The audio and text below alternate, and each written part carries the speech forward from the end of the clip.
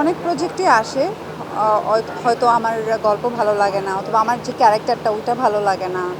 তো সব কিছু মিলে যেটা বললাম ভাইয়া যে আমি যে একটা কাজ করবো ওইটা তো আমার মন মতো হতে হবে, সো ওইটা হয় না। আর এই যে আপনি যেটা বললেন যে অনেক দর্শক বলে, এটার জন্য আমি অনেক লাকি যে দর্শকরা আমাকে পছন্দ করে, তারাও দেখতে চায়। এবং আমিও দেখি যে আমি আমার ফেসবুকে প্রচুর এরকম আসে যে আপু আপনি আপনার নতুন মুভি কবে দেখতে পারবো।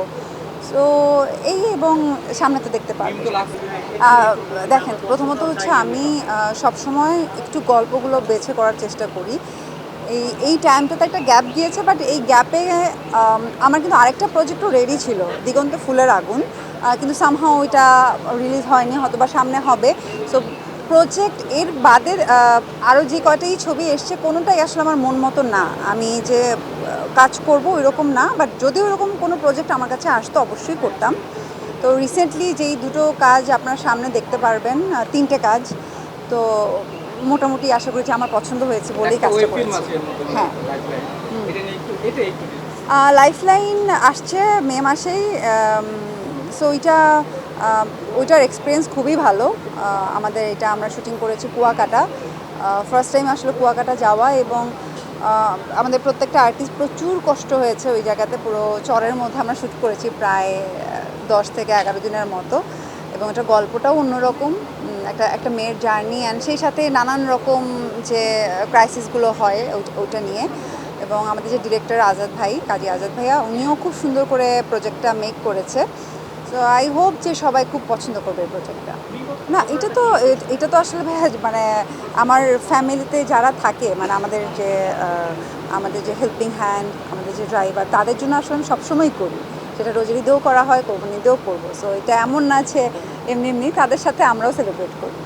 অনেক প্রজেক্টই আসে। হয়তো আমার গল্প ভালো লাগে না অথবা আমার যে ক্যারেক্টারটা ওইটা ভালো লাগে না। তো সব কিছু মিলে যেটা বললাম ভাইয়া যে আমি যে একটা কাজ করবো ওইটা তো আমার মন মতো হতে হবে, সো ওইটা হয় না। আর এই যে আপনি যেটা বললেন যে অনেক দর্শক বলে, এটার জন্য আমি অনেক লাকি যে দর্শকরা আমাকে পছন্দ করে, তারাও দেখতে চায়। এবং আমিও দেখি যে আমি আমার ফেসবুকে প্রচুর এরকম আসে যে আপু আপনি আপনার নতুন মুভি কবে দেখতে পারবো। সো এই এবং সামনে তো দেখতে পারবো। এটা এমন একটা প্ল্যাটফর্ম যে জায়গাটা উইনার হওয়া, উইনার হতেও অনেক কষ্ট করতে হয়, বাট তার থেকেও বেশি কষ্ট আসলে জায়গাটা ধরে রাখা।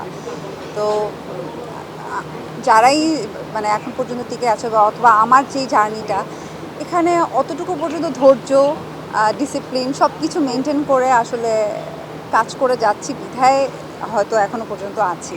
কারণ কখনো আমি আসলে হাল ছাই না, মানে আমার আসলে কখনো কোনো কিছুতে না এটা পারছি না, ওকে ফাইন, এটা হচ্ছে না, আরেকটা হবে।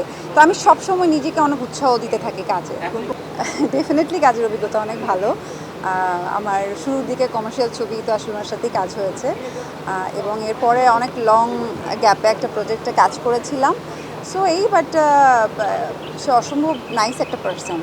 চ্যানেল 24-এর 14 বছর পূর্ণ হয়ে 15তে পা দিচ্ছে। সো আমার পক্ষ থেকে রইল অনেক অনেক শুভকামনা। আগামী সময়কে আমার পক্ষ থেকে রইল অনেক অনেক শুভকামনা। অ্যাজ এ আর্টিস্ট আসলে আমরা সবসময় চাই সত্য সুন্দর সংবাদ যেন মানুষের কাছে পৌঁছায়। সো ওই সাপোর্টটাই আসলে আমরা চাই আপনারা যেন সবসময় দেন। Thank you.